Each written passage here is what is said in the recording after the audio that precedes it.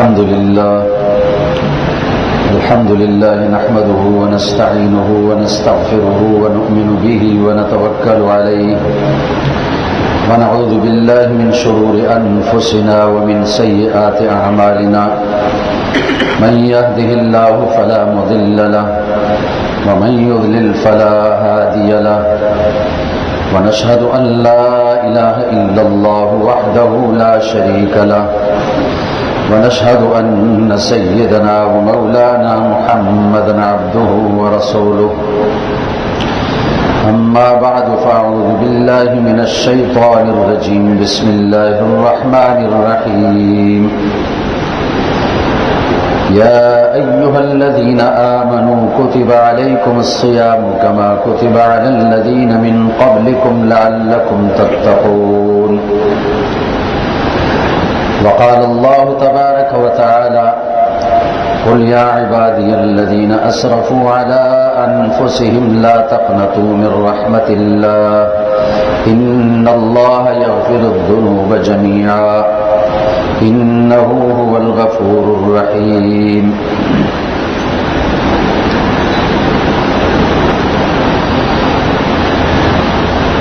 اللہ تبارک و تعالیٰ کی رحمت بہت وسیع ہے۔ حدیث شریف میں آتا ہے کہ اللہ تعالیٰ نے زمین اور آسمان کے پیدا کرنے سے پہلے تختی پر ایک جملہ لکھا اور اپنے عرش کے ساتھ اس تختی کو لٹکایا اور اس پہ اللہ نے لکھا ہے ان رحمتی سبقت غضبی وفی روایت ان رحمتی غلبت غضبی، میری رحمت میرے غضب سے آگے بڑھتی ہے، میری رحمت میرے غضب پر غالب ہے۔ چنانچہ اللہ تعالیٰ اس دنیا میں اپنے بندوں کے ساتھ رحمت والا معاملہ جو فرماتے ہیں وہ بغیر استحقاق کے فرماتے ہیں، ہم اس کے مستحق نہیں، اللہ اپنی رحمت سے ہمیں سب کچھ عطا کرتا ہے، لیکن اللہ اپنا عذاب بغیر سبب کے نازل نہیں کرتا، اپنا غضب بغیر سبب کے بندوں پر نہیں ڈالتا۔ سبب جب بندوں کی طرف سے وجود میں آتا ہے، بندہ سرکش بنتا ہے، باغی بن جاتا ہے، اللہ کا نافرمان بن جاتا ہے، پھر اللہ کا غضب اترتا ہے۔ لیکن اللہ کی رحمت کے لیے کوئی سبب نہیں، بغیر سبب کے اللہ اپنی رحمت اتارتا ہے۔ ایک حدیث میں ہے کہ اللہ کی رحمت کے 100 حصے ہیں اور ان میں سے ایک حصہ اللہ نے دنیا میں اتارا اور اپنی مخلوق پر تقسیم کر دیا، ایک ایک ذرہ ہر مخلوق کو ملا۔ فرمایا اسی ایک ذرہ رحمت کی وجہ سے پرندے بھی اپنے بچوں پر رحمت کرتے ہیں، محبت کرتے ہیں، انسان بھی اپنے بچوں کے ساتھ محبت کرتا ہے اور آپس میں ایک دوسرے رشتہ داروں کے ساتھ بھی شفقت اور رحمت والا معاملہ کرتے ہیں۔ یہ اللہ کی رحمت کا ذرہ ذرہ سب کو ملا ہے۔ 99 حصے جو اللہ نے مخفی رکھے ہیں ان کی کیا شان ہے؟ جب اللہ کی رحمت کے 100ویں حصے کا یہ ہم دیکھ رہے ہیں تو وہ 99 حصے جو اللہ نے مخفی رکھے وہ کیسے ہوں گے؟ فرمایا جب قیامت کا دن ہوگا اور اللہ تعالیٰ اپنے ایمان والے بندوں کو جنت میں داخل فرمائیں گے تو دنیا میں اپنی رحمت کا 100واں حصہ جو اللہ نے اتارا اس کو بھی اللہ اکٹھا کر لیں گے اور 99 حصوں کے ساتھ اس کو بھی ملا دیں گے، 100 حصے پورے ہو جائیں گے، پھر اللہ کی رحمت کی کوئی انتہا نہیں ہوگی۔ پھر جنت میں اللہ کی شفقت اور رحمت کا کیا معاملہ ہوگا؟ تو اللہ اپنے بندوں پہ بہت مہربان ہے۔ نبی کریم صلی اللہ علیہ وسلم نے مثالوں سے، واقعات سے اسی بات کو سمجھایا۔ ایک حدیث شریف میں ہے، ایک صحابی نے آ کر قصہ بیان کیا، عرض کیا رسول اللہ میں جنگل میں جا رہا تھا جھاڑیوں میں مجھے پرندے کے بچے نظر آئے، میں نے وہ پرندے کے بچے اٹھائے، اپنی چادر میں لپیٹ دیے، ان بچوں کی ماں آئی اور میرے سر کے اوپر گھومنے لگی، اس کو پتہ چل گیا کہ اس کے بچے اس چادر کے اندر لپٹے ہوئے ہیں۔ وہ صحابی فرماتے ہیں، عرض کرتے ہیں، یا رسول اللہ میں نے اپنی چادر کھول دی، ان بچوں کی ماں ان پر جھپٹ پڑی، اپنے آپ کو قیدی بنا دیا۔ اس کو پتہ ہے کہ وہ بھی قیدی بن جائے گی، لیکن اپنے آپ کو قیدی بننا اس نے برداشت کیا بچوں کی محبت میں، اور میں ان سب کو لپیٹ کر یہ آپ کے پاس حاضر ہوا ہوں۔ وہ صحابی یہ قصہ سنا رہے ہیں اور دوسرے صحابہ تعجب سے سن رہے ہیں، تعجب سے کہ پرندے میں عقل نہیں ہے، اس میں عقل نہیں اور ایسا شعور نہیں جیسے انسان میں ہے۔ شعور تو اللہ نے ہر چیز کو دیا ہے، لیکن انسان کی طرح شعور اس میں نہیں، عقل نہیں، تو پھر اس کو اپنے بچوں سے اتنی محبت کیسی پیدا ہوئی؟ صحابہ تعجب سے سن رہے ہیں۔ نبی کریم صلی اللہ علیہ وسلم نے صحابہ کو دیکھا، سمجھ گئے کہ صحابہ کو اس پر تعجب ہوا۔ آپ صلی اللہ علیہ وسلم نے فرمایا، اتعجبون من رحم ام الافراخ بفراخها، کیا تمہیں تعجب ہے اس بات پر کہ ان بچوں کی ماں کو ان کے ساتھ کتنی محبت ہے؟ صحابہ نے عرض کیا، رسول اللہ بات تو ہے ہی تعجب کی۔ نبی کریم صلی اللہ علیہ وسلم نے فرمایا، للہ ارحم بعبادہ من ام الافراخ بفراخها، للہ، یہ لام تاکید کے لیے ہے، پکی بات ہے کہ اللہ کی محبت اپنے بندوں کے ساتھ وہ اس سے بھی زیادہ ہے جیسے اس پرندے کو اپنے بچوں سے محبت ہے۔ اللہ کی محبت اپنے بندوں کے ساتھ اس سے بھی زیادہ ہے۔ ایک اور حدیث میں آتا ہے، ام المؤمنین حضرت عائشہ رضی اللہ عنہا کے گھر میں ایک عورت آئی اور اس کی 2 بیٹیاں بھی ساتھ تھیں، بچیاں، اور اس عورت نے شکایت کی حضرت عائشہ سے، بھوک کی شکایت کی کہ کئی دنوں سے کھانے کو کچھ نہیں ملا، میں بھی بھوکی ہوں، یہ بچیاں بھی بھوکی ہیں۔ حضرت عائشہ رضی اللہ عنہا نے پورے گھر کو تلاش کیا۔ ام المومنین حضرت عائشہ کا گھر، جو نبی کریم صلی اللہ علیہ وسلم کی سب سے زیادہ محبوب زوجہ ہیں، ان کا گھر، پورا گھر تلاش کیا۔ فرماتی ہے کہ مجھے کھجور کے 3 دانے مل گئے کھانے کے لیے، وہ اس عورت کو پیش کر دیے۔ اس عورت نے ایک دانہ ایک بچی کو دیا، ایک دانہ دوسری بچی کو دیا، اور ایک دانہ اپنے لیے رکھا۔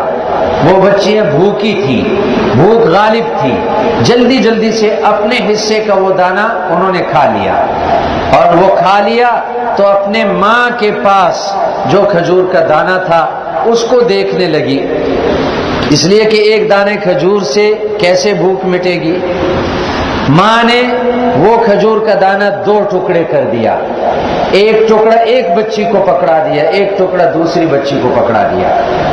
حضرت عائشہ تعجب سے دیکھ رہی ہیں کہ عجیب عورت ہے، جیسے بھوک ان بچیوں کو تھی اسی طرح بھوک اس ماں کو بھی ہے، لیکن اس ماں نے اپنے حصے کی کھجور بھی بچیوں کو دے دی، اس کو کتنی محبت ہے۔ اور حضرت عائشہ کو تعجب ہونا بھی چاہیے، حضرت عائشہ کو اللہ نے کوئی سلبی اولاد نہیں دی، حضرت عائشہ کو اولاد اللہ نے نہیں دی، یہ تو اللہ کی مرضی ہے۔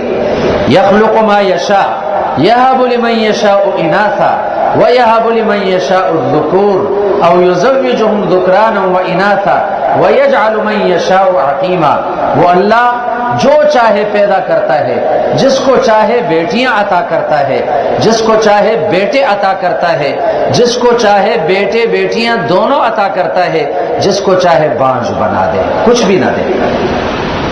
اس لیے حضرت عائشہ تعجب کر رہی تھی کہ اس عورت کو اپنی بچیوں سے کتنی محبت ہے، لیکن حضرت عائشہ کی محبت نبی کریم صلی اللہ علیہ وسلم کی امت کے ساتھ کتنی تھی، امت کے لیے محبت کا کتنا جذبہ تھا، شفقت کا کتنا جذبہ تھا، رحمت کا کتنا جذبہ تھا امت کے لیے۔ ایک حدیث میں آتا ہے، اب بات سے بات یاد آ گئی، ایک حدیث میں آتا ہے کہ نبی کریم صلی اللہ علیہ وسلم نے فرمایا،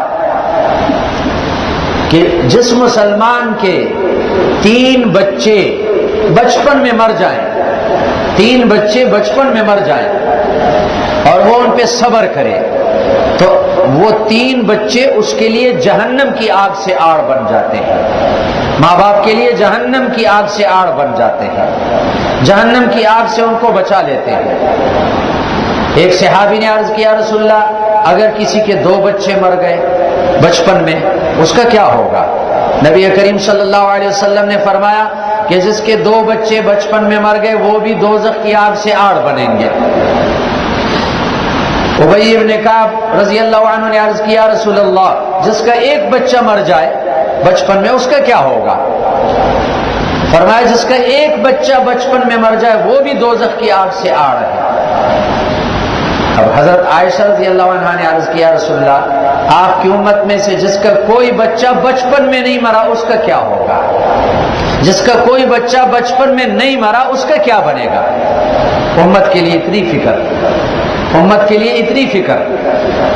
اولاد کے بارے میں تو ان کو تعجب ہوا کہ ماں کی محبت اولاد کے ساتھ اتنی زیادہ کیسے ہے، لیکن امت کے بارے میں حضرت عائشہ کو اتنی فکر ہے۔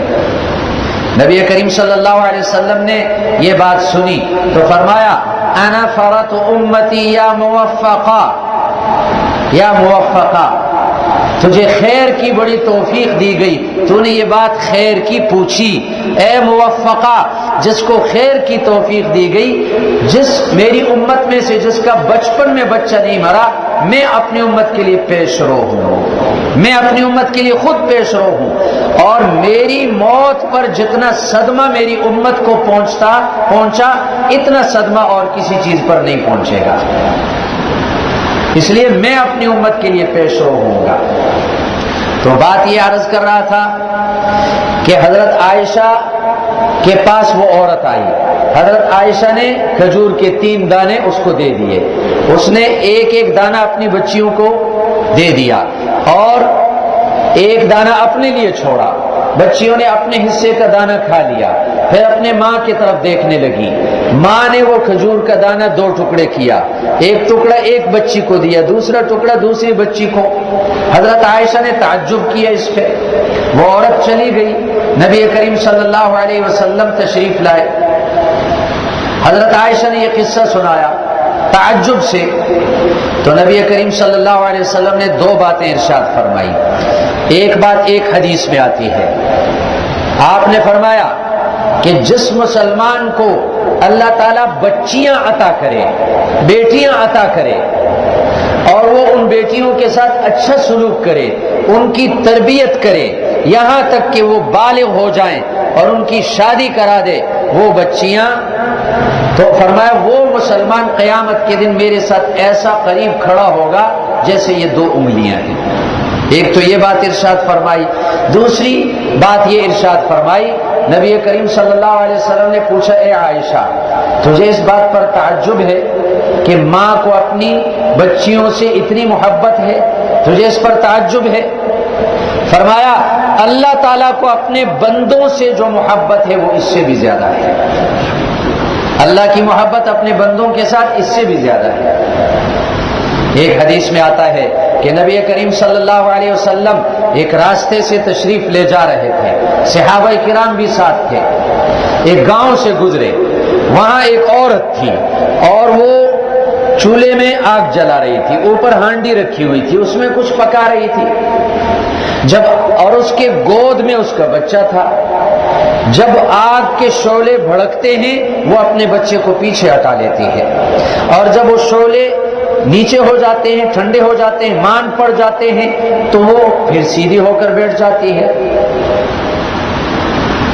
نبی کریم صلی اللہ علیہ وسلم جب قریب پہنچے اس عورت نے عرض کیا انت رسول اللہ، آپ اللہ کے رسول ہیں؟ فرمایا ہاں میں اللہ کا رسول ہوں۔ پھر اس عورت نے پوچھا کیا آپ نے یہ ارشاد فرمایا کہ اللہ کی محبت اپنے بندوں سے اس سے بھی زیادہ ہے جیسے ماں کی محبت اپنے بچے کے ساتھ ہوتی ہے؟ فرمایا ہاں یہ میں نے فرمایا۔ پھر اس عورت نے کہا کہ ماں تو اپنے بچے کو آگ میں نہیں ڈالتی، ماں تو اپنے بچے کو آگ میں نہیں ڈالتی، یہ کہہ کر وہ عورت خاموش ہو گئی۔ نبی کریم صلی اللہ علیہ وسلم نے سر جھکایا، آپ کی آنکھوں سے آنسو جاری ہوئے، اور تھوڑی دیر کے بعد آپ نے سر اٹھایا اور فرمایا کہ اللہ بھی اپنے بندے کو آگ میں نہیں ڈالتا الا المارد المتمرد الذي ابى ان يقول لا الہ الا اللہ۔ اللہ کو بھی اپنے بندے سے بڑی محبت ہے، اللہ بھی اپنے بندے کو آگ میں نہیں ڈالتا، لیکن الا المارد، جو سرکش بن جائے، المتمرد، سرکشی کی انتہا کو پہنچ جائے، الذی ابى ان یقول لا الہ الا اللہ، جو لا الہ الا اللہ کہنے سے انکار کر دے، اس بندے کو اللہ آگ میں ڈالتا ہے، اس کو دوزخ میں ڈالتا ہے۔ اگر دنیا میں اولاد اس طرح سرکش بن جائے اور بیٹا اپنے ماں باپ کا نافرمان بنے، باپ سے کہے تو میرا باپ نہیں، ماں سے کہے تو میری ماں نہیں، تو ایسے بیٹے کو ماں باپ عاق کر دیتے ہیں۔ جو بندہ اتنا سرکش بنے کہ وہ اللہ کو نہ مانے، لا الہ الا اللہ سے انکار کر دے، اللہ ایسے سرکش کو جہنم میں ڈالتا ہے۔ عرض یہ کر رہا تھا کہ اللہ کی محبت اپنے بندوں کے ساتھ بے حساب ہے۔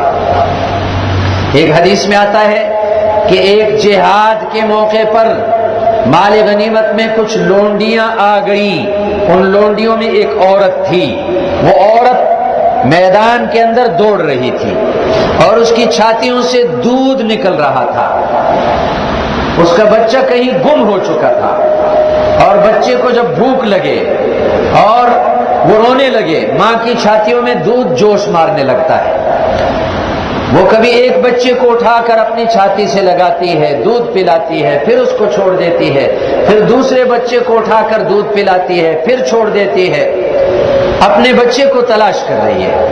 نبی کریم صلی اللہ علیہ وسلم نے صحابہ سے فرمایا، دیکھو اس عورت کی محبت اپنے بچے کے ساتھ کس طرح ہے، مارے مارے پھر رہی ہے، کیا تم یہ گمان کرتے ہو کہ یہ عورت اپنے بچے کو آگ میں ڈال دے گی؟ صحابہ نے عرض کیا رسول اللہ کبھی ایسا نہیں ہو سکتا۔ آپ صلی اللہ علیہ وسلم نے فرمایا اللہ تعالیٰ کی محبت اپنے بندوں کے ساتھ اس سے بھی زیادہ ہے۔ اللہ چاہتا ہے کہ میرا بندہ میری طرف متوجہ ہو جائے، میرا بندہ میرے قریب آ جائے، میرا بندہ میرا ولی بن جائے۔ اللہ تعالیٰ نے یہ رمضان المبارک کا مہینہ ہمیں عطا کیا، نبی کریم صلی اللہ علیہ وسلم کی برکت سے رمضان کا مہینہ ہمیں عطا کیا۔ یہ مہینہ گویا کہ اللہ کے ولی بننے کی تربیت کے لیے ہمیں عطا کیا گیا ہے کہ ہم اللہ کے ولی کیسے بن جائیں، اللہ کے دوست کیسے بن جائیں، اللہ کے مقرب کیسے بن جائیں، یہ تربیت کے لیے ہے۔ اس میں اللہ تعالیٰ نے وہ اسباب پیدا فرمائے کہ جس میں بندہ اللہ کی طرف متوجہ ہو جاتا ہے، اللہ کا قرب اس کو حاصل ہو جاتا ہے۔ اس مہینے میں اللہ تعالیٰ نے روزہ ہم پہ فرض کیا، روزے کے ذریعے سے بندے کو روحانی طاقت حاصل ہو جاتی ہے، روحانی طاقت حاصل ہو جاتی ہے اور روحانیت اس کی بڑھ جاتی ہے، اور جتنی روحانیت میں یہ ترقی کر لیتا ہے اتنا یہ اللہ کے قریب ہو جاتا ہے۔ روحانی طاقت کیسے بڑھ جاتی ہے؟ بنو اسرائیل نے حضرت موسیٰ علیہ السلام سے مطالبہ کیا کہ اللہ تعالیٰ نے ہمارے دشمن کو دریا میں غرق کر دیا، فرعونیوں کو بحر قلزم میں غرق کر دیا، ہمیں نجات مل گئی، ہمیں امن مل گیا، سکون مل گیا، آپ اللہ سے درخواست کریں کہ اللہ ہمیں کتاب عطا کرے تاکہ اس کتاب پہ ہم عمل کریں۔ حضرت موسیٰ علیہ السلام کوئی طور پہ تشریف لے گئے کتاب مانگنے کے لیے، اللہ سے درخواست کی کہ اللہ میری امت کتاب مانگ رہی ہے، کتاب عطا کریں۔ اللہ تعالیٰ نے فرمایا اے موسیٰ کتاب کے لیے پہلے اپنی روحانیت کو بڑھانا ہوگا، روحانی قوت کو بڑھانا ہوگا، روحانی قوت جب بڑھ جائے گی پھر تمہیں کتاب ملے گی۔ اللہ تعالیٰ نے حکم دیا 40 دن روزے رکھو، 40 روزے رکھوائے، اس روزے کے ذریعے سے روحانی قوت بڑھ جاتی ہے، بندے کو اللہ کا قرب نصیب ہو جاتا ہے۔ 40 دن روزے رکھوائے پھر کتاب عطا کی، پھر تورات دی۔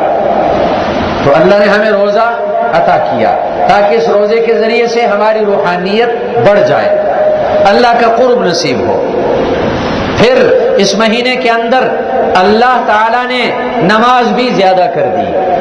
تراویح سنت ہے، نبی کریم صلی اللہ علیہ وسلم نے فرمایا کتب اللہ علیکم صیامہ وسننت لکم قیامہ، اللہ نے رمضان کا روزہ تم پہ فرض کر دیا، میں نے تراویح کی نماز تمہارے لیے سنت مقرر کر دی۔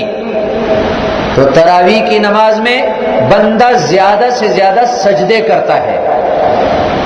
تراویح کے علاوہ ایک بندہ مومن جو 5 نمازیں پڑھتا ہے، 20 رکعتیں فرض اور وتر سمیت 20 رکعتیں پڑھتا ہے، 20 رکعتوں میں 40 سجدے ہیں، اور سنتیں 12 رکعت پڑھتا ہے، 12 رکعت سنتیں پڑھتا ہے۔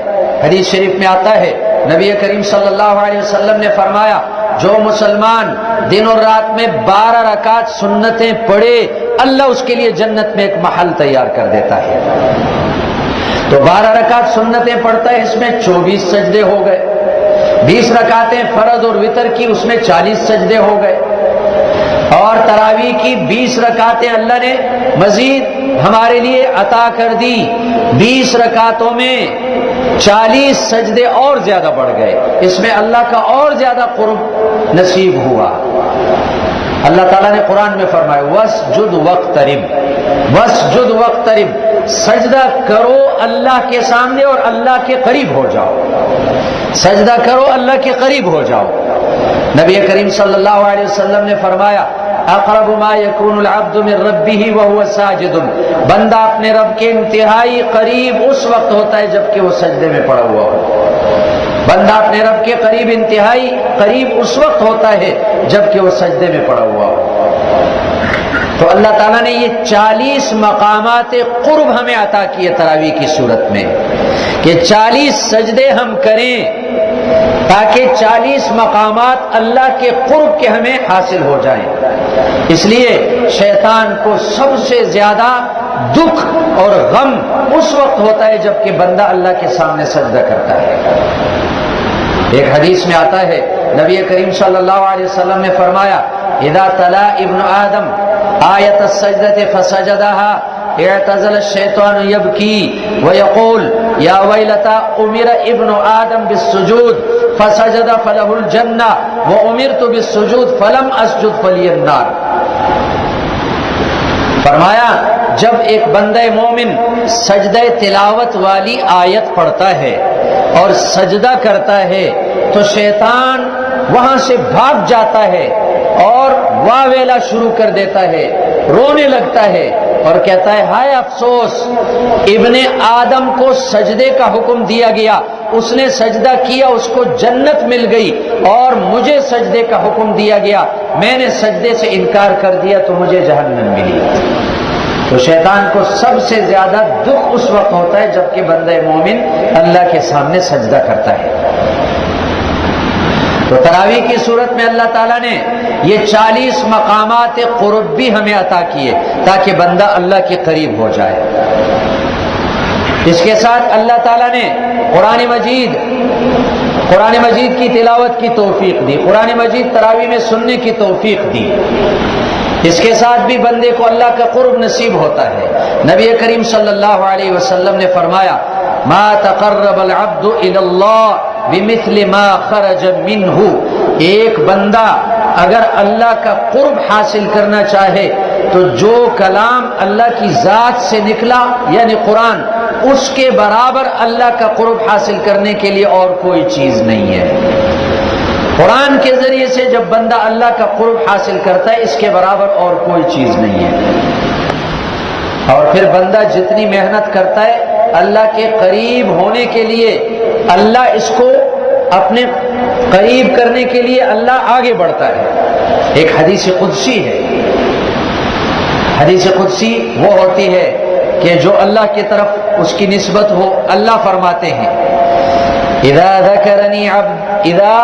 ذکرنی عبدی فی نفسہ ذکرتہ فی نفسی، اللہ فرماتے ہیں جب میرا بندہ تنہائی میں مجھے یاد کرتا ہے، میرا ذکر کرتا ہے، میں بھی تنہائی میں اپنے بندے کو یاد کرتا ہوں۔ وَإِذَا ذَكَرَنِي فِي مَلَئٍ ذَكَرْتُهُ فِي مَلَئٍ خَيْرٍ مِّنْهُ، جب میرا بندہ کسی جماعت میں میرا نام لیتا ہے، مجھے یاد کرتا ہے، میں اس سے بہتر جماعت میں اپنے اس بندے کا نام لیتا ہوں۔ اور آگے فرمایا اذا تقرب العبد الی شبرا تقربت الیہ ذراعا، جب میرا بندہ ایک بالشت میرے قریب آتا ہے، میں ایک ہاتھ اپنے بندے کے قریب ہو جاتا ہوں۔ وَإِذَا تَقَرَّبَ الْعَبْدُ إِلَيَّ ذِرَاعًا تَقَرَّبْتُ إِلَيْهِ بَاعًا، جب میرا بندہ ایک ہاتھ میرے قریب بڑھتا ہے، میں دو ہاتھ اپنے بندے کے قریب ہو جاتا ہوں۔ وَإِذَا أَتَانِي يَمْشِي أَتَيْتُهُ هَرْوَلَةً، جب میرا بندہ چل کر میرے پاس آتا ہے، میں دوڑ کر اپنے بندے کے پاس پہنچتا ہوں، جیسے اللہ کی شان کے مناسب ہے۔ اللہ دیکھتا ہے کہ میرا بندہ کتنا میری طرف متوجہ ہوتا ہے، اللہ اپنی رحمت میں اس کو گھیر لیتا ہے۔ نبی کریم صلی اللہ علیہ وسلم نے فرمایا ان لربکم فی ایام دہرکم نفحات، تمہارے دنوں میں، تمہاری راتوں میں ایسے اوقات ہیں کہ جن میں اللہ کی رحمت کے جھونکے تمہاری طرف متوجہ ہوتے ہیں، ان کو غنیمت سمجھو اور ان میں اپنے رب کو راضی کرو۔ اسی میں سے یہ رمضان کا مہینہ اللہ تعالیٰ نے ہمیں دیا ہے، اس میں اللہ کی رحمت کے جھونکے اپنے بندوں کی طرف آتے ہیں۔ اور اس مہینے کو اللہ نے 3 حصوں پہ تقسیم کر دیا، فرمایا اولہ رحمت واوسطہ مغفرۃ وآخرہ عتق من النار۔ پہلا عشرہ رحمت کا ہے، اس میں اللہ اپنی رحمت اپنے بندوں کی طرف متوجہ فرما دیتے ہیں، اپنی رحمت برساتے ہیں اپنے بندوں پر۔ واوسطہ مغفرہ، درمیانہ عشرہ مغفرت کا ہے، اس میں اللہ اپنے بندوں کے گناہوں کو بخشتے ہیں۔ وآخرہ عتق من النار، آخری عشرہ جو شروع ہو گیا یہ جہنم کی آگ سے خلاصی کا عشرہ ہے، اس میں اللہ اپنے بندوں کو جہنم کی آگ سے خلاصی عطا کرتا ہے۔ اللہ تبارک و تعالی نے اسباب اس کے لیے آسان کر دیے کہ بندہ اللہ کا قرب حاصل کرے، اللہ کا ولی بن جائے، اللہ کا مقرب بنے۔ فرمایا کتب علیکم الصیام کما کتب علی الذین من قبلکم لعلکم تتقون، تم پہ روزہ اس لیے فرض کیا گیا تاکہ تم متقی بن جاؤ۔ اور متقی کون ہیں؟ اللہ نے فرمایا ان اولیائی الا المتقون، متقی لوگ میرے ولی ہیں، میرے دوست ہیں، متقی لوگ میرے ولی ہیں، میرے دوست ہیں۔ یہ مہینہ اللہ نے تربیت کے لیے عطا کیا کہ بندہ اللہ کا ولی بن جائے، اللہ کا مقرب بن جائے، جو جتنی زیادہ محنت کرے گا اتنا وہ اللہ کا مقرب بنے گا۔ اسی لیے اس مہینے میں ہم خوب اللہ کی طرف متوجہ ہو جائیں۔ انسان کے اندر اللہ تعالیٰ نے خیر اور شر دونوں مادے رکھے ہیں، یہ 3 قسم کی مخلوق ہے، ایک انسان، ایک فرشتے اور ایک جنات شیاطین۔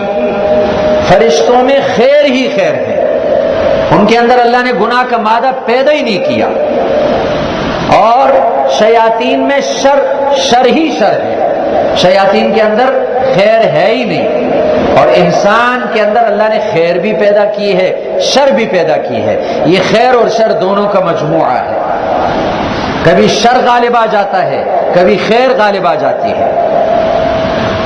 اور حدیث میں آتا ہے کہ اللہ تعالیٰ نے ہر انسان کے ساتھ 2 فرشتے مقرر کیے، ما منکم الا وقد وکل به قرینہ من الجن وقرینہ من الملائکہ، تم میں سے ہر ایک کے ساتھ ایک ساتھی فرشتہ ہے اور ایک ساتھی شیطان ہے۔ وہ فرشتہ اس کو خیر کے طرف آمادہ کرتا ہے، خیر کا راستہ اس کو دکھاتا ہے، اور وہ شیطان اس کے دل میں برائی کی بات ڈالتا ہے۔ صحابہ نے پوچھا یا رسول اللہ آپ کے ساتھ بھی یہ دونوں ساتھی ہیں، ایک فرشتہ اور ایک شیطان؟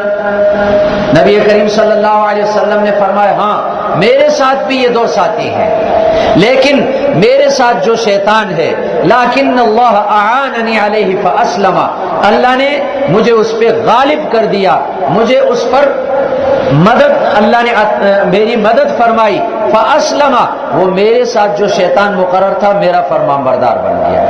نبی کریم صلی اللہ علیہ وسلم کی کیا عجیب شان ہے، آپ کے ساتھ جو شیطان مقرر کیا گیا تھا اللہ تعالیٰ نے اس کو بھی آپ کا تابع بنا دیا، فرمان بردار بنا دیا۔ تو اللہ تعالیٰ نے انسان کے اندر خیر اور شر دونوں رکھے ہیں، فرشتہ خیر کی بات اس کے دل میں ڈالتا ہے اور شیطان شر کی بات اس کے دل میں ڈالتا ہے، اور رمضان کے مہینے میں اللہ نے شیاطین کو باندھ دیا، شیاطین کو باندھ دیا تاکہ شر کا ارادہ دل میں ہی نہ آئے، اور فرشتہ خیر کا ارادہ ڈالتا ہے۔ اس کے ساتھ ایک حدیث میں ہے کہ اللہ نے ایک اور فرشتہ مقرر کیا ہے جو روزانہ رمضان کے ہر روز اعلان کرتا ہے، اعلان کرتا ہے، کیا اعلان کرتا ہے؟ یا باغی الخیر اقبل و یا باغی الشر اقصر، اے خیر کو چاہنے والے اقبل متوجہ ہو جا، و یا باغی الشر اقصر، اے برائی کو چاہنے والے رک جا، اے برائی کو چاہنے والے رک جا۔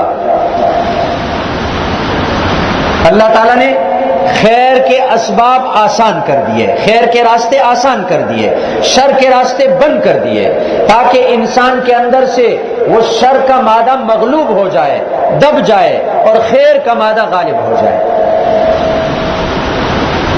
انسان سے گناہ سرزد ہوتے ہیں، لیکن گناہ کے بعد جب یہ توبہ کرے اور نادم ہو جائے اور پشیمان ہو جائے اور اللہ کے سامنے رونا شروع کرے، اللہ تعالیٰ کو اپنے بندے کا یہ رونا بہت پسند ہے۔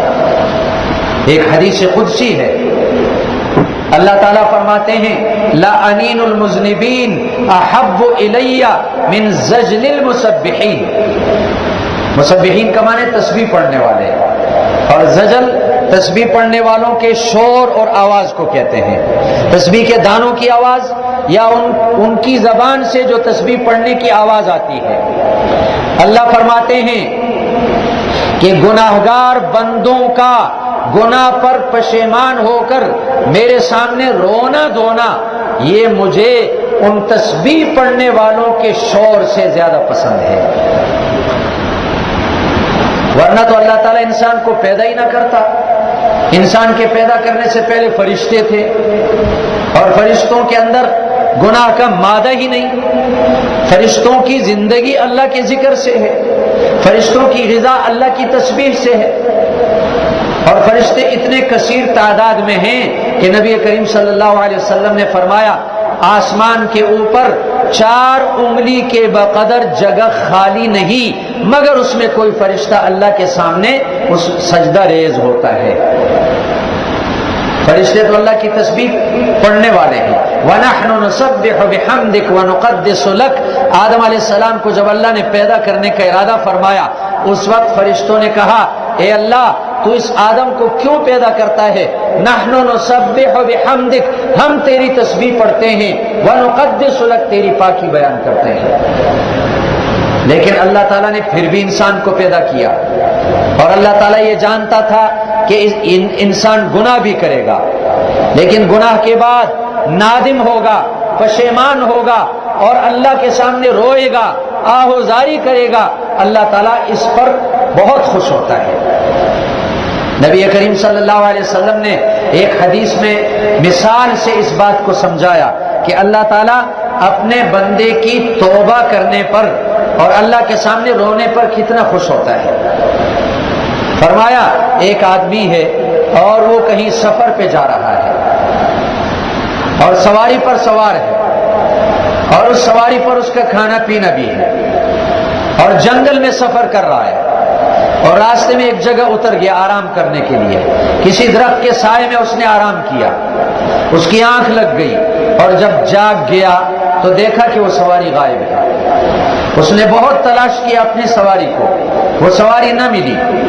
اب وہ بیچارہ بھوکا بھی ہے، پیاسا بھی ہے، اور اس جنگل میں کوئی انسان نہیں جس سے کھانا مانگے، کہیں پانی کا نام و نشان نہیں۔ بھوک اور پیاس کی وجہ سے نڈال ہو گیا اور اس نے ارادہ کیا کہ جس درخت کے نیچے وہ سویا تھا آرام کرنے کے لیے، اب جا کر اس درخت کے نیچے لیٹ جائے مرنے کے لیے آ کر اس درخت کے سائے میں لیٹ گیا۔ اس کی آنکھ لگ گئی اور جب اس کی آنکھ کھل گئی تو دیکھا کہ وہ سواری سامنے موجود ہے اور اس پر اس کا کھانا پینا موجود ہے۔ وہ کتنا خوش ہوا، اتنا زیادہ خوش ہوا کہ اللہ کا شکریہ جو اس نے ادا کیا، اپنی زبان پہ کنٹرول نہ کر سکا، بے قابو ہو گئی زبان، کہنے لگا اے اللہ تیرا شکر ہے، تو میرا بندہ میں تیرا رب ہوں۔ خوشی کی وجہ سے یہ الفاظ ٹھیک ادا نہ کر سکا، اور یہ تو سمجھانے کے لیے ایک مثال ہے کہ اس سے بڑی خوشی کی اور کوئی صورت ہو ہی نہیں سکتی۔ اس آدمی کو دوبارہ زندگی مل گئی۔ نبی کریم صلی اللہ علیہ وسلم نے فرمایا کہ اللہ تعالی اپنے بندے کی توبہ کرنے پر اور جب وہ اللہ سے اپنے گناہوں کی معافی مانگے، اللہ اس سے بھی زیادہ خوش ہوتا ہے، اس سے بھی زیادہ خوش ہوتا ہے۔ تو اپنے رب کو خوش کرنا چاہیے یا نہیں؟ اللہ خوش ہوتا ہے اپنے بندے کی توبہ کرنے پر۔ ایک حدیث قدسی ہے، اللہ رب العزت فرماتے ہیں اے میرے بندے، اگر تو اتنے گناہ کر لے کہ تیرے گناہ زمین سے لے کر آسمان تک کی فضا کو بھر دیں، اتنے زیادہ گناہ کرے اور پھر میری طرف متوجہ ہو جائے اور مجھ سے معافی مانگے، شرط یہ ہے کہ تو نے شرک نہ کیا ہو اور مجھ سے معافی مانگے، تو نہ صرف یہ کہ میں تیرے گناہوں کو معاف کر دوں گا، بلکہ گناہوں کو معاف کر کے اس پوری فضا کو نیکیوں کے ساتھ بھر کر میں تجھے واپس لوٹاؤں گا۔ سفیان ثوری رحمہ اللہ بہت بڑے بزرگ گزرے، تابعی ہیں، ان کی موت کا وقت آیا تو رو رہے ہیں۔ حاضرین جو وہاں بیٹھے ہوئے تھے انہوں نے پوچھا کیوں رو رہے ہیں؟ کیا آپ اپنے گناہوں کی وجہ سے رو رہے ہیں؟ تو فرمانے لگے کہ گناہوں کی وجہ سے میں نہیں روتا، میرے گناہ اگر اتنے بھی زیادہ ہو جائیں کہ زمین سے لے کر آسمان تک کی اس پوری فضا کو میرے گناہ بھر دیں تو اللہ کی رحمت کے مقابلے میں ایک تنکے کی حیثیت بھی نہیں رکھتے۔ وہ اللہ کی رحمت تو اتنی وسیع ہے کہ وہ گناہ ایک تنکے کی حیثیت بھی نہیں رکھتے۔ میں روتا اس لیے ہوں کہ کہیں مجھ سے ایسا گناہ سرزد نہ ہوا ہو اپنی زندگی میں کہ جس گناہ کی نحوست سے آخری وقت میں ایمان سے محروم ہو جاؤ۔ بعض گناہ ایسے بھی ہوتے ہیں کہ جن کی نحوست سے انسان آخری وقت میں ایمان سے محروم ہو جاتا ہے۔ اللہ تعالی ہمیں ایسے گناہوں سے بچائے، اللہ ہمارا خاتمہ ایمان پر فرمائے۔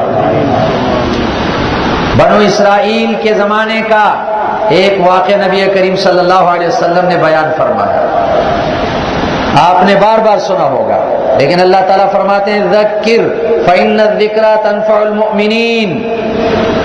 ذکر، آپ نصیحت کرتے رہیں، سنتے رہیں، اس سے مسلمانوں کو فائدہ ہوگا۔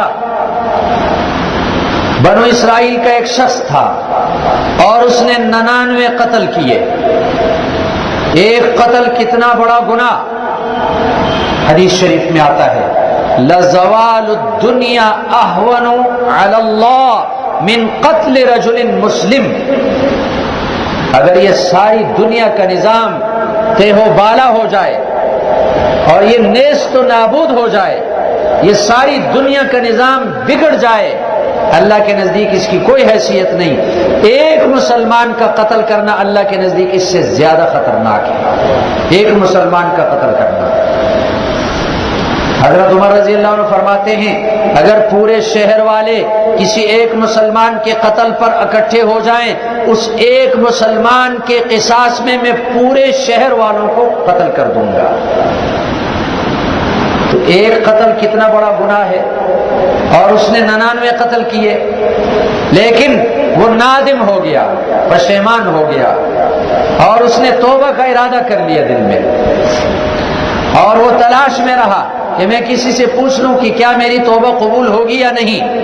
ایک راہب کے پاس گیا، اس زمانے میں راہب ہوتے تھے یہود اور نصارہ میں۔ رہبانیت اس کو کہتے ہیں کہ دنیا کو چھوڑ دے، بیوی بچوں کو چھوڑ دے، کسی جھونپڑے میں جا کر اللہ کی عبادت کرے۔ اسلام میں رہبانیت کی کوئی گنجائش نہیں۔ بیوی بچوں کے ساتھ بھی رہنا ہے، کاروبار بھی کرنا ہے، پھر بھی اللہ کی عبادت کرنی ہے۔ لا رہبانیت فی الاسلام۔ ایک راہب کے پاس گیا اور اس راہب سے کہا کہ میں نے 99 قتل کیے لیکن میں پشیمان ہو گیا، میں توبہ کرنا چاہتا ہوں، کیا میری توبہ قبول ہوگی؟ اس راہب نے کہا اتنا منحوس ہے، اتنا بدبخت ہے، تو نے 99 قتل کیے، جا نکل جا یہاں سے، اللہ کا عذاب کہیں آ جائے گا، تیری توبہ قبول نہیں ہوگی۔ اس نے اس راہب کو بھی قتل کر دیا، لیکن پھر بھی پشیمان تھا اور توبے کا ارادہ اس نے کیا۔ پوچھتے پوچھتے کسی عالم کے پاس پہنچا کہ کیا میری توبہ قبول ہوگی، میں نے 100 قتل کیے۔ اس عالم نے کہا کہ تیرے اور اللہ کے درمیان کون آڑ بنتا ہے، کون حائل بنتا ہے، تیری توبہ قبول ہوگی، لیکن تجھے ماحول بدلنا پڑے گا۔ یہ جس ماحول میں تو رہ رہا ہے، چونکہ یہ ماحول اللہ کی نافرمانیوں والا ماحول ہے، گناہوں والا ماحول ہے، اس ماحول میں رہ کر تو پھر اس گناہ میں مبتلا ہوگا۔ ماحول سے انسان بنتا ہے، ماحول سے انسان بگڑتا ہے۔ رمضان میں ماحول نیکیوں والا ہوتا ہے، بگڑا ہوا انسان بھی اس میں بن جاتا ہے۔ اس ماحول میں تو رہے گا پھر یہ گناہ کرے گا، اس لیے تو یہاں سے چلا جا بیت المقدس میں، وہاں اللہ کے نیک بندے رہتے ہیں، ان لوگوں کے ساتھ تو رہے گا، اس ماحول میں رہے گا۔ ان مجلسوں کو غنیمت سمجھیں، یہ ایسی مجلس ہیں، بڑی غنیمت ہے اللہ کی۔ یہ ایسی مجلس ہے جو اللہ کے ذکر کے لیے اکٹھے ہو جائیں۔ اللہ تعالیٰ نے فرشتوں کی ایک جماعت اسی لیے مقرر کی ہے، ان للہ ملائکۃ سیاحین فی الارض، اللہ نے فرشتوں کی ایک جماعت مقرر کی ہے جو روئے زمین کا چکر لگاتے ہیں اور تلاش کرتے ہیں ایسی مجلسوں کو جن مجلسوں میں اللہ کا ذکر ہو رہا ہو، اللہ کا تذکرہ ہو رہا ہو۔ جب اس مجلس کو پا لیتے ہیں تو ایک دوسرے کو پکارتے ہیں، ہلموا الی حاجتکم، ہلموا الی حاجتکم، آؤ تم جس کو تلاش کر رہے تھے وہ مجلس مل گئی، یہ مجلس ہے۔ تم جس کو تلاش کر رہے تھے وہ مجلس مل گئی۔ حدیث میں آتا ہے پھر وہ فرشتے اس مجلس کو گھیر لیتے ہیں، اوپر آسمان تک فرشتے ہی فرشتے ہوتے ہیں، سارے فرشتے اس کو گھیر لیتے ہیں، اور جب یہ مجلس برخاست ہو جاتی ہے تو فرشتے اللہ کے پاس پہنچ جاتے ہیں۔ اللہ خوب جانتا ہے کہ یہ بندے کیا کر رہے تھے، لیکن اللہ فرشتوں سے پوچھتا ہے، فرشتوں پر ظاہر کرنے کے لیے کہ تم ہی نے اعتراض کیا تھا انسان کے پیدا کرنے پر، اب دیکھو یہ انسان کیا کر رہا ہے۔ اللہ ان فرشتوں سے پوچھا کہ میرے بندے کیا کر رہے تھے؟ وہ فرشتے عرض کرتے ہیں اے اللہ وہ تجھ سے جنت مانگ رہے تھے۔ ہاں پہلی بات وہ تیرا ذکر کر رہے تھے۔ پھر اللہ پوچھتے ہیں کیا انہوں نے مجھے دیکھا؟ فرشتے عرض کرتے ہیں نہیں۔ اللہ پوچھتے ہیں اگر انہوں نے مجھے دیکھا ہوتا پھر کیا کرتے؟ فرشتے عرض کرتے ہیں پھر تو اور زیادہ تیرا ذکر کرتے۔ پھر اللہ پوچھتا ہے کیا مانگتے تھے وہ مجھ سے؟ فرشتے عرض کرتے ہیں جنت مانگتے تھے۔ اللہ پوچھتے ہیں کیا انہوں نے جنت دیکھی؟ وہ عرض کرتے ہیں اے اللہ نہیں دیکھی، اگر دیکھی ہوتی پھر کیا ہوتا؟ عرض کرتے ہیں پھر تو اور زیادہ جنت مانگتے۔ پھر اللہ پوچھتے ہیں کہ وہ کس چیز سے میری پناہ مانگتے تھے؟ فرشتے عرض کرتے ہیں اے اللہ جہنم سے تیری پناہ مانگتے تھے۔ اللہ پوچھتے ہیں کیا جہنم انہوں نے دیکھی؟ عرض کرتے ہیں نہیں، اگر دیکھی ہوتی پھر کیا ہوتا؟ فرشتے عرض کرتے ہیں پھر تو اور زیادہ جہنم سے تیری پناہ مانگتے۔ اللہ فرماتے ہیں اے فرشتوں تم گواہ رہو، میرے بندے جو مجھ سے جنت مانگتے تھے میں نے ان کو جنت عطا کر دی، اور جہنم سے میری پناہ مانگتے تھے میں نے جہنم سے ان کو اپنے پناہ میں لے لیا۔ چونکہ فرشتے پوری کارگزاری بیان کرتے ہیں، پورے حالات سناتے ہیں، تو ایک فرشتہ کہتا ہے اے اللہ یہ جو مجلس تھی، اس مجلس میں کچھ لوگ ایسے تھے جو اس مجلس کے ارادے سے نہیں آئے تھے، اس کے ارادے سے نہیں آئے تھے، وہ کہیں راستے سے گزر رہے تھے، اپنے کام کے لیے جا رہے تھے، دیکھا کہ لوگ اکٹھے ہوئے ہیں، بیٹھے ہوئے ہیں، تو وہ بھی بیٹھ گئے، تماش بین تھے، تماش بین۔ کچھ لوگ ایسے بھی تھے، اللہ فرماتے ہیں ہم الجلساء لا یشقى جلیسہم، یہ حدیث کے الفاظ ہیں، ہم الجلساء لا یشقى جلیسہم، یہ تو ایسے ہم نشین ہیں ان کے ساتھ بیٹھنے والا بھی بدبخت نہیں ہوگا اور اس کی بھی مغفرت ہو گئی، ان کے ساتھ ویسے بھی بیٹھنے والا وہ بھی ان کے ساتھ شامل ہوا۔ مجلس کی بڑی تاثیر ہوتی ہے، اس لیے ایسی مجلسوں کو غنیمت سمجھنا چاہیے۔ اس عالم نے کہا کہ تم جاؤ بیت المقدس میں، وہاں نیک لوگوں کی مجلس ہے، وہاں جا کر زندگی گزارو، تمہاری توبہ قبول ہوگی۔ اب وہ جانے لگا، راستے میں موت آئی، چونکہ سچی طلب تھی اس کے دل میں، گناہوں پہ نادم تھا، سچی طلب تھی، اس لیے مرتے مرتے اپنے آپ کو گھسیٹا اور اس کی موت واقع ہو گئی۔ فرشتے آئے رحمت کے بھی اور عذاب کے بھی۔ رحمت کے فرشتوں نے کہا کہ اس کی روح کو ہم لے کر جائیں گے، اس لیے کہ یہ توبہ کے ارادے سے نکلا تھا، نادم ہو گیا تھا، اپنے گناہوں پر پشیمان تھا، اس لیے اس کی روح ہم لے کر جائیں گے۔ عذاب والے فرشتے کہنے لگے کہ اس کی روح کو ہم لے کر جائیں گے، اس لیے کہ اس نے 100 قتل کیے اور ابھی تو اس جگہ پہ پہنچا نہیں تھا جہاں اس نے توبہ کرنی تھی، ابھی وہاں نہیں پہنچا تھا، راستے میں اس کی موت آئی۔ اللہ کتنا مہربان ہے اپنے بندے پر، اللہ کی محبت کتنی زیادہ ہے اپنے بندے کے ساتھ۔ اللہ نے ایک فرشتہ بھیجا ان کے درمیان فیصلہ کرنے کے لیے، ادھر رحمت والے فرشتے، ادھر عذاب والے فرشتے، اب ان کے درمیان جھگڑا ہے، اللہ نے فرشتے کو بھیجا کہ جاؤ فیصلہ کرو۔ اس فرشتے نے جا کر فیصلہ کیا اللہ کے حکم سے کہ تم ایسا کرو، اس زمین کی پیمائش کرو جہاں اس کی موت واقع ہوئی، اگر وہاں سے لے کر اس کے گھر تک جہاں سے چلا یہ مسافت زیادہ ہوئی اور وہ مسافت کم ہو گئی جہاں توبہ کے لیے جانا تھا اس نے، تو رحمت والے فرشتے اس کی روح کو لے کر جائیں، لیکن اگر گھر کے طرف مسافت کم نکلی اور توبہ والی جگہ کے طرف مسافت زیادہ نکلی تو عذاب والے فرشتے اس کی روح کو لے کر جائیں۔ فرشتے نے یہ فیصلہ کیا، ادھر اللہ نے زمین کو حکم دیا، جو زمین اس کے گھر کے طرف تھی اس کو حکم دیا تباعدی تباعدی، اے زمین تو پھیل جا، تو لمبی ہو جا، اور جو زمین اس توبے والی جگہ کے طرف تھی اس کو اللہ نے حکم دیا اے زمین تو سمٹ جا، تو سمٹ جا۔ وہ زمین سمٹ گئی، یہ زمین لمبی ہو گئی۔ جب فرشتوں نے پیمائش شروع کر دی، حدیث میں آتا ہے ایک بالشت کی مقدار وہ توبے والی جگہ کی طرف زیادہ قریب نکلا۔ رحمت والے فرشتے اس کی روح کو لے کر گئے۔ اللہ اتنا مہربان ہے اپنے بندوں پر، اللہ کی محبت اتنی زیادہ ہے اپنے بندوں کے ساتھ۔ حکیم الاسلام حضرت مولانا قاری محمد طیب صاحب رحمہ اللہ دارالعلوم دیوبند کے محتمم گزرے، انہوں نے ایک عجیب حکمت والی مثال بیان کی اور وہ مثال سمجھنے کی ہے، مثال سے بات اچھی طرح سمجھ میں آ جاتی ہے۔ مثال یہ بیان کی کہ ایک مجرم ہوتا ہے اور پہلے مقامی عدالت میں اس پر کیس چلتا ہے اور اس عدالت میں اس کا جرم ثابت ہو جاتا ہے اور وہ مجرم قرار پاتا ہے اور اس کے لیے سزا مقرر ہو جاتی ہے کہ یہ مجرم ہے، اس نے قتل کیا، اس کو یہ سزا ملنی چاہیے۔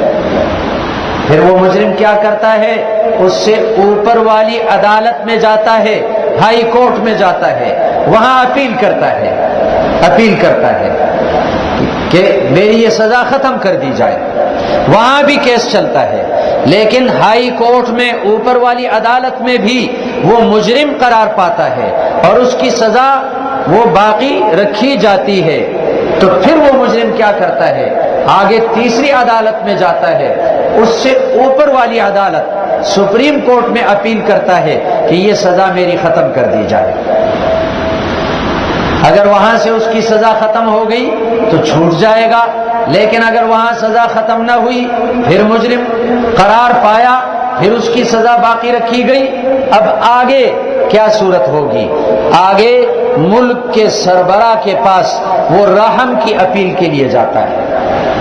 مقامی عدالت سے بھی مجرم قرار پایا اور سزائے موت سنا دی گئی، پھر ہائی کورٹ سے بھی سزائے موت، سپریم کورٹ سے بھی سزائے موت، اب آگے چل کر رحم کی اپیل کرتا ہے۔ اگر ملک کے سربراہ نے رحم کی اپیل اس کی مان لی اور اس کو معاف کر دیا، وہ ساری سزائیں کالعدم ہو جاتی ہیں۔ مثال سے اس بات کو سمجھایا کہ اللہ تعالیٰ نے رمضان کو 3 حصوں پہ تقسیم کر دیا۔ پہلا عشر رحمت کا ہے، یہ مقامی عدالت ہے کہ اس بندے نے سال کے 11 مہینے جرم کیے، اللہ کی نافرمانیاں کی، اللہ سے بغاوت اختیار کی، گناہ کیے۔ ہم میں سے کون ہے جس نے گناہ نہیں کیے؟ ہم سب سر کے بالوں سے لے کر پیروں کے ناخنوں تک گناہوں میں ڈوبے ہوئے ہیں، گناہوں میں لت پت ہیں، کوئی گناہوں سے پاک نہیں۔ انبیاء علیہ السلام معصوم ہیں، صحابہ کرام محفوظ ہیں، ان سے جو کچھ ہو چکا اللہ نے اعلان کر دیا، میں نے ان سب کو معاف کر دیا، قرآن میں اعلان کر دیا، باقی کوئی گناہوں سے پاک نہیں۔ اگر کوئی ولی بھی بن جائے وہ بھی گناہوں سے پاک نہیں بنتا، معصوم نہیں ہے۔ رمضان کا پہلا عشرہ دیا اللہ نے ہمیں کہ اس پہلے عشرے میں میرے بندے محنت کر لیں، اللہ کو راضی کریں، اپنے گناہوں کی معافی مانگیں۔ اگر پہلے عشرے میں ان کو معافی مل گئی تو جان چھوٹ جائے گی، اگر پہلے عشرے میں معافی نہیں ملی پھر بھی گناہ باقی رہے، دوسرا عشرہ یہ اوپر کی عدالت، یہ ہائی کورٹ اللہ نے دی، دوسرا عشرہ دیا کہ اس میں بندہ اور زیادہ متوجہ ہو جائے، مغفرت والا عشرہ، اور اس میں اللہ سے اپنے گناہوں کی معافی مانگے، اللہ سے اپنے گناہ بخشوائے۔ اگر اس عشرے میں گناہوں کی معافی ہو گئی تو خوش قسمت، اگر پھر بھی گناہ بچ گئے، تیسرا عشرہ اللہ نے دیا جہنم کی آگ سے خلاصی کا۔ اس عشرے میں بندہ محنت کرے اور گڑ گڑائے، اپنے رب سے معافی مانگے، اے اللہ تو معاف کر دے۔ اگر معافی مل گئی تو خوش قسمت، اگر نہیں ملی تو پھر کیا ہوگا؟ پھر سربراہ مملکت سے رحم کی اپیل کی جاتی ہے۔ تو اللہ رب العالمین، ملک الملوک، بادشاہوں کا بادشاہ، رب الارباب، اللہ تعالیٰ نے اپنی ذات سے رحم کی اپیل کے لیے اللہ نے لیلۃ القدر عطا فرمائی ہے۔ لیلۃ القدر اللہ نے عطا فرمائی رحم کی اپیل کے لیے۔ حدیث میں آتا ہے اگر کسی مسلمان کو لیلۃ القدر مل جائے تو کیا دعا پڑھے؟ حضرت عائشہ نے پوچھا یا رسول اللہ اگر لیلۃ القدر مجھے مل جائے تو میں کیا کروں، کون سا عمل کروں؟ نبی کریم صلی اللہ علیہ وسلم نے فرمایا اگر تمہیں لیلۃ القدر مل جائے تو بس یہی دعا مانگو اللہ سے، اللہم انک عفو کریم تحب العفو فاعف عنی۔ اللہم، اے اللہ، انک عفو، یہ عفو عربی میں مبالغے کا صیغہ ہے، تو بہت معاف کرنے والا ہے، کریم، تو بہت سخی ہے، تحب العفو، تو معافی کو پسند کرتا ہے، فاعف عنی، مجھے معاف کر دے۔ اب یہ رحم کی اپیل ہے، اے اللہ تو ہی رحم فرما، مجھے معاف کر دے۔ اور اللہ تعالیٰ تو اسی کے لیے پکارتا ہے، اسی کے لیے اللہ پکارتا ہے۔ حدیث میں آتا ہے جب آدھی رات گزر جاتی ہے، 12 بجے کے بعد آدھی رات گزر جاتی ہے، اللہ آسمان دنیا پہ اتر جاتے ہیں۔ اللہ کیسے اترتے ہیں؟ جیسے اس کی شان کے مناسب ہے، کما یلیق بشانہ، اور اللہ پکارتا ہے اپنے بندوں کو، هل من مستغفر فاغفر له، هل من مسترزق فارزقه، هل من سائل فاعطيه، اللہ پکارتا ہے اپنے بندوں کو، ہے کوئی مجھ سے اپنے گناہوں کی بخشش مانگنے والا تاکہ میں اس کو بخش دوں، ہے کوئی مجھ سے روزی مانگنے والا تاکہ میں اس کو روزی عطا کروں، ہے کوئی مجھ سے اپنی حاجتیں مانگنے والا تاکہ میں اس کی حاجتیں پوری کر دوں۔ آدھی رات سے لے کر صبح صادق طلوع ہونے تک اللہ پکارتا ہے۔ تو لیلۃ القدر میں اگر کوئی مسلمان جاگ رہا ہو، اللہ تو ایسے ہی دینے کے لیے تیار ہے، اللہ دینے کے لیے پکارتا ہے۔ اگر لینے والے بھی جاگ جائیں اور وہ اللہ کے سامنے دست سوال دراز کریں اور اللہ سے گڑ گڑا کر مانگیں تو پھر ملنے میں کیا دیر ہوگی۔ اس لیے لیلۃ القدر کی رات یہ تو رحم کی اپیل کرنے کی رات ہے۔ کسی فارسی کے شاعر نے اللہ کی اس پکار کو اپنے انداز میں اپنے اشعار میں بیان کیا کہ اللہ کیا کہتا ہے، باز آ باز آ ہر آنچ ہستی باز آ، گر کافر و گبر و بت پرستی باز آ، کی درگہ ما درگہ نا امیدی نیست، صد بار اگر توبہ شکستی باز آ۔ اللہ اپنے بندے کو پکارتا ہے، اے بندے کب تک تو مجھ سے روٹھا رہے گا، کب تک مجھ سے بھاگتا رہے گا، واپس آ جا واپس آ جا، ہر آنچ ہستی بازا، تو جیسا بھی ہے میرا بندہ ہے، آ جا میرے پاس، گر کافر و گبر و بت پرستی بازا، اگر تو کافر بھی ہے، اگر تو بت پرست بھی ہے، واپس آ جا واپس آ جا، کی درگہ ما درگہ نومیدی نیست۔ اللہ فرماتے ہیں میرا دربار مایوسی کا دربار نہیں، نا امید ہونے کا دربار نہیں، صد بار اگر توبہ شکستی بازا، اگر تو 100 مرتبہ توبہ توڑ چکا ہے پھر بھی آ جا، اگر 100 مرتبہ توبہ توڑ چکا ہے پھر بھی آ جا۔ حضرت عمر رضی اللہ عنہ کے زمانے میں ایک شخص تھا، کافر تھا اور خوش آواز تھا اور وہ گانا گاتا تھا اور بڑی اچھی آواز تھی اس کی، جب وہ گانا گاتا تھا لوگ جمع ہو جاتے تھے اور پھر اس پر سونا چاندی درہم و دینار پھینکتے تھے، یہ اس کی روزی کا ذریعہ تھا، اس طریقے سے اس نے مال کمایا، روزی کمائی، اسی پہ اس کا گزارا ہوتا تھا۔ لیکن بوڑھا ہو گیا، منہ سے دانت گر گئے، آواز وہ نہ رہی، آواز خطرناک قسم کی ہو گئی اور اب حروف بھی ٹھیک ادا نہیں کر سکتا، اب کوئی بھی اس کے پاس نہیں آتا، کوئی پیسہ دینے کے لیے تیار نہیں، کوئی مال دینے کے لیے تیار نہیں، جو اپنی دولت اس پہ نچھاور کرتے تھے اب وہ اس سے بھاگتے ہیں، اس کی آواز سے نفرت کرتے ہیں۔ اب وہ بھوک آئی، فاقہ آیا، غربت آئی، تندرستی آئی، اب کوئی بھی اس کو روٹی دینے کے لیے تیار نہیں۔ ایک قبرستان میں چلا گیا اور ایک ٹوٹی ہوئی قبر میں جا کر وہاں لیٹ گیا اور اللہ کو پکارنے لگا، اے اللہ میں نے ساری زندگی تجھ سے بغاوت کی، تیری نافرمانی کی، تو نے مجھے آواز دی، خوش آوازی، اور لوگ مجھے میری آواز سن کر سب کچھ دیتے تھے،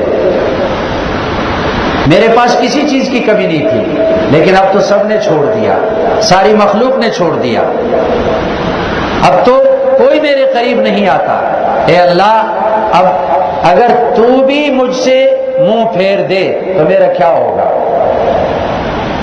اللہ تعالیٰ نے امیر المومنین حضرت عمر رضی اللہ تعالیٰ عنہ کو دل میں بات ڈال دیا، خواب میں دکھا دیا کہ فلاں قبرستان میں جاؤ اور وہاں میرا ایک بندہ ہے جو بوڑھا ہو چکا، ساری دنیا سے مایوس ہو چکا اور اب مجھے پکارتا ہے، جاؤ اس کا انتظام کرو۔ حضرت عمر رضی اللہ عنہ کھانے پینے کی چیزیں لے کر گئے، اس قبرستان پہ پہنچے اور اندر سے آواز آ رہی ہے، کمزور سی آواز آ رہی ہے بھوک کی وجہ سے۔ حضرت عمر نے پوچھا، اس کو پکارا، حضرت عمر کی آواز تو پہچانتا تھا، وہ ڈر گیا کہ یہ تو یہاں بھی شاید مجھے سزا دینے کے لیے پہنچ گئے۔ حضرت عمر رضی اللہ عنہ کا رعب تھا، لیکن حضرت عمر نے فرمایا ڈرو مت، مجھے اللہ نے بھیجا ہے تیرے پاس، اللہ نے تیری پکار سنی، اللہ نے تیری پکار سنی، تیری آواز سنی، مجھے تیرے پاس بھیجا۔ اور مجھے حکم دیا کہ جاؤ اس بندے کی خبرگیری کرو، تیرے لیے کھانے پینے کی چیزیں لے کر آیا ہوں۔ وہ اس وقت مسلمان ہو گیا، اللہ کا ولی بن گیا، اللہ کا مقرب بن گیا۔ اللہ تعالیٰ کی طرف سے قبولیت میں کوئی دیر نہیں، لیکن شرط یہ ہے کہ بندہ متوجہ ہو جائے اللہ کی طرف۔ تو اللہ تعالیٰ نے ہم پہ کرم فرمایا، انعام فرمایا کہ رمضان کا مہینہ ہمیں دیا اور یہ لیلۃ القدر کی راتیں ہمیں دیں۔ ان کو غنیمت سمجھیں اور اپنے گناہوں کی معافی اللہ سے مانگیں اور توبہ کریں ہم اللہ سے، اور آئندہ کے لیے ارادہ کریں کہ آئندہ کے لیے انشاءاللہ اللہ کی نافرمانی نہیں کریں گے۔ لیکن پھر بھی نفس ساتھ ہے، شیطان ساتھ ہے، تو اللہ سے دعا بھی مانگتے رہیں، اے اللہ میں اپنی طاقت سے کسی گناہ سے نہیں بچ سکتا، اے اللہ مجھ میں تو طاقت نہیں کہ میں کسی گناہ سے بچ جاؤں، اے اللہ تو ہی میری حفاظت کر دے، تو ہی ہر قسم کے گناہوں سے مجھے بچا۔ اللہ سے مانگیں گے بھی، لیکن دل میں پکا ارادہ ہو کہ آئندہ انشاءاللہ اللہ کی نافرمانی نہیں کریں گے۔ سبحانک اللہم و بحمدک، نشہد ان لا الہ الا انت، نستغفرک و نتوب الیک۔ درود شریف۔